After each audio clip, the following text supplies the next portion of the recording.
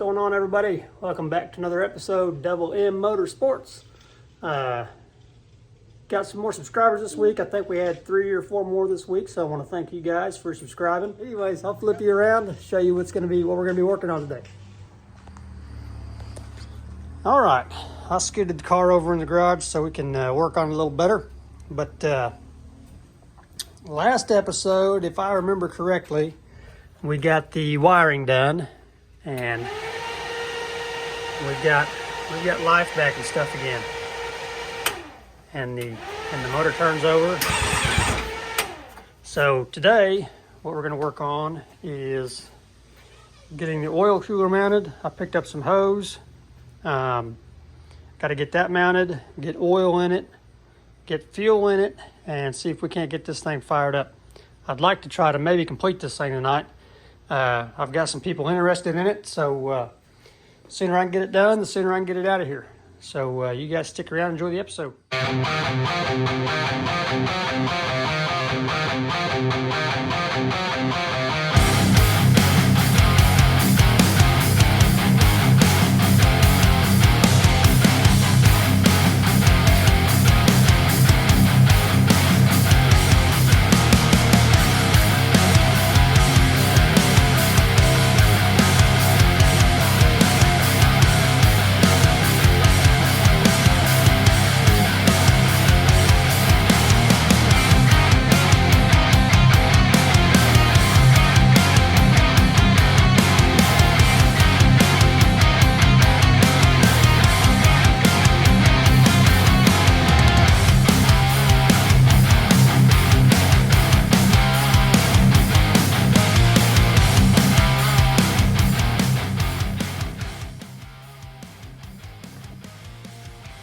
Alright, it's gotten dark on us, but it's alright. I put you aside there. My son called and I started working on this thing while I was talking to him, but I got it fired up, but I've got this carb right here is not working very well. It's coming out the drain tube there. You can see the fuel leaking from down there. Called a buddy. He told me that the float's probably stuck because it's just pissing fuel out this carb here. Took everything apart. The floats, he said it could be a stuck float. The floats seem to be fine. I took apart the top. Everything up there looked good. Everything down there looked good. I sprayed cleaner in it. So I'm gonna have to do some more research on that. But she's running. She ran just fine. So it does not appear to be. Well, a little oil leak. Let's see. I don't know where that came from. Oh, I forgot to tighten. Sorry, guys. Forgot to tighten my upper lines there, so it's leaking. It is leaking oil down there. You can see. So I'll get those tightened up, and I'll get those carbs worked out, get them figured out. But I'm going to go ahead. I wish that wasn't leaking fuel so I could kind of do a walk around and see where fluids may be coming out at. Looks like it may be leaking a little bit. I don't know if that's from before or after. You can see the fluid down there whenever I was putting the oil lines on. But anywho, on these oil lines on the 3-stage, the top line goes to your front, and the line coming out of the bottom goes to your rear. So got those hooked up. So taking her one step at a time, I'll go ahead and get the headers tightened back down, and then get the door skins on and get the grill mounted. I want to keep as much stuff clear. I won't do the front fenders. I'll leave them off. That way I've got access to the carbs and everything else I might need over there. So I will put you guys back on time lapse so you can keep on checking in on me here.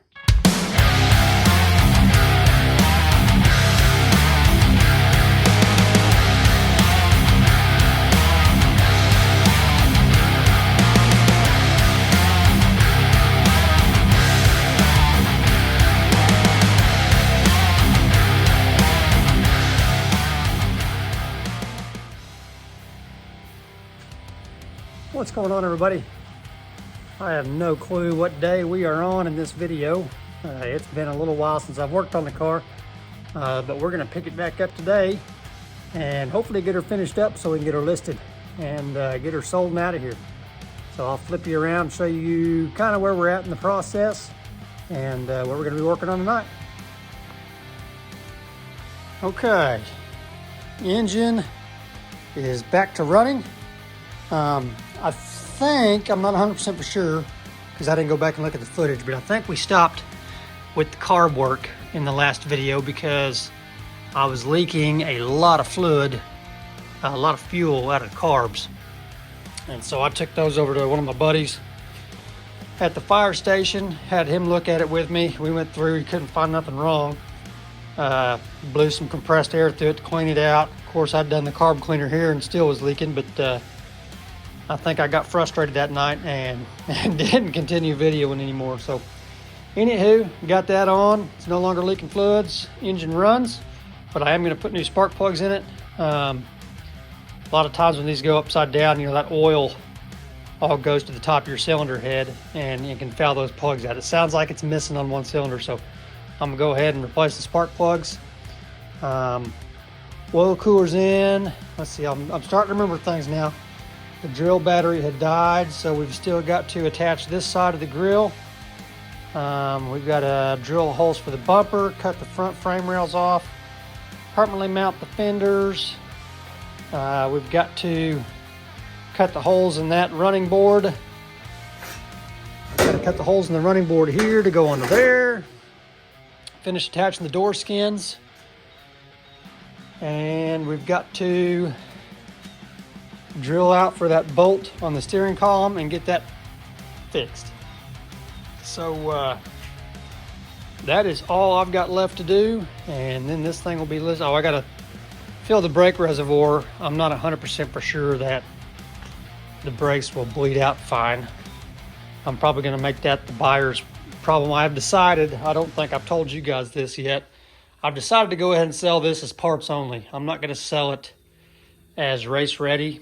I mean, if it was me taking it out to race it, I would, but just based upon the frame rail damage, you know, that happened over here, and fixing the frame rails with my 120 volt welder instead of my you know, I don't have a 220 volt welder that gets deeper into the metal, even though this stuff seemed to penetrate pretty well. I'm not going to be willing to take that liability on myself.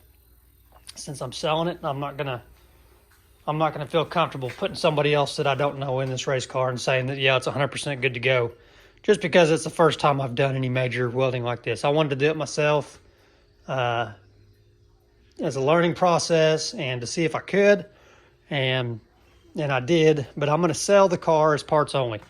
So when everything's said and done here, I'm going to sell for $4,500. Which is not going to get me anywhere near of reimbursing myself for my time or the parts that I've spent on there. I've put a new oil cooler on it. All the parts that were damaged are brand new, you know, new frame rails. You know, the last wreck put us with, you know, new rear end, new axle. It's got all kinds of new stuff on it, but I'm definitely not going to sell this thing as ready to go and put my stamp on it and say, yeah, this is going to be a safe car. I'm going to let somebody else make that determination, let them go through it and make sure that it's safe enough for them to race. So that's what I've decided to do on it. And so that's where we're at and what we need to get done. So I'll set you guys aside and let's get to work.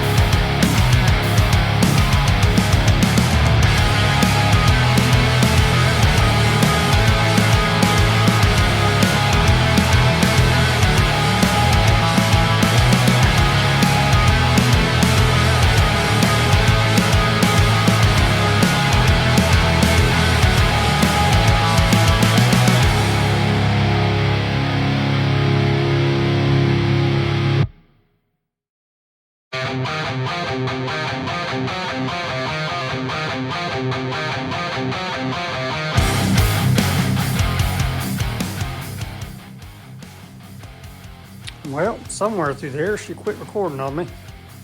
I think you guys see me get this fender put on, running boards back on.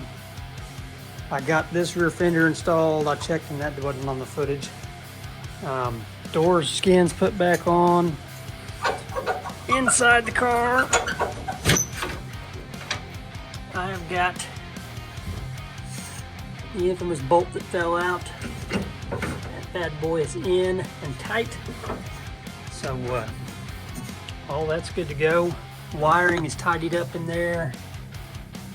It's all tidied up. So we've got power to everything. Inside's cleaned up. These are the belts that came out of my modified.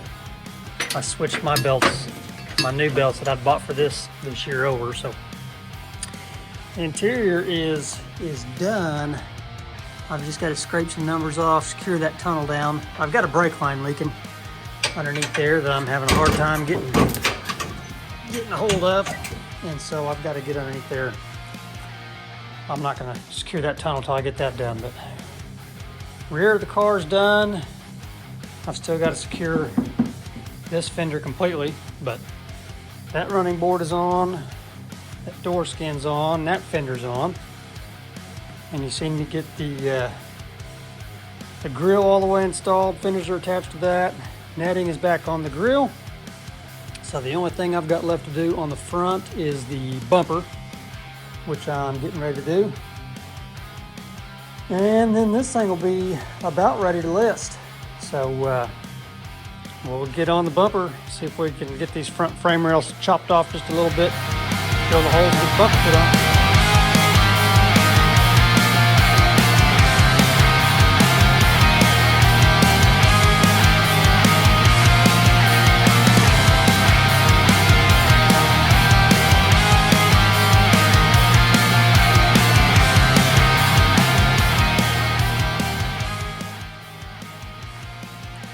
All right, I think that is gonna do it for this episode. I've got to fix that bumper, so I'll do that off camera. But I cut the frame rails where they're supposed to be. You can tell that bumper's, I got to fix a tab on it.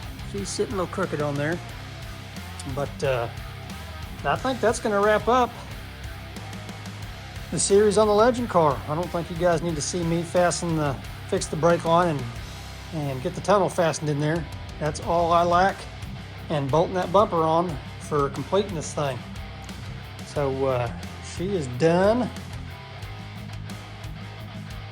Almost done to where you guys are going to see the last of her. But all those Legend guys that's followed along for the last year, I appreciate you guys. Hopefully I taught you some stuff, or you learned from my mistakes on stuff. But we are hopefully going to get rid of this thing pretty quick. We got some interest in it. And like I said, I'm going to sell it for parts. It's at the end of the season here, so people may be, needing parts to rebuild theirs, or they can race this. Like I said, if it was me racing it, I'd be racing it. But some of you guys may be wondering why, why I took the time to put the netting and stuff on there and get it all ready to go, and why I went through the effort of rebuilding it completely if I decided to go ahead and just sell it for parts. And the answer to that is just because I think personally it's still a good car. I just don't want to be the one to make that judgment call, because I'm not a certified rebuilder on none of this stuff. This time I didn't take it to anybody to get any framework done. And you can see a little bit. You can see how that, I don't know if you can see it or not. You can see how that door is pushed in. That's the area of damage that I'm most concerned about. And so I'm not going to be the one to make that call. I got, big gaps in there. Everything else on the back looks good. But like I said, I don't want to be the one to, I don't want to feel bad if somebody wrecks this thing. If I, turned around and sold it for $6,000, which is what this car could easily bring, $6,000 to $7,000 with a good 1250 sealed motor in it. I don't want to sell it for that and have somebody thinking that, you know, it's a 100% good car. This car's history has been tracked, you know, extensively on YouTube through these videos. So, you know, anybody can get on there and see the history of this car and what it's been through in the last year. It's had a rough year, but I am happy that I got it all back together. I think it, you know, still looks good.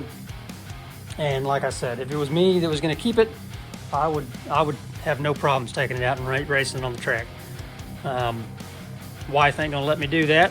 She is done with the Legend cars, and quite frankly, I'm tired of working on them too. So we're just gonna concentrate on the modified. But if you want to keep following along with our journey, we'd appreciate you to keep watching our videos and as we go through the modified world and see how that stuff turns out. If you haven't already, like, share, subscribe, and we will see you guys in the next one.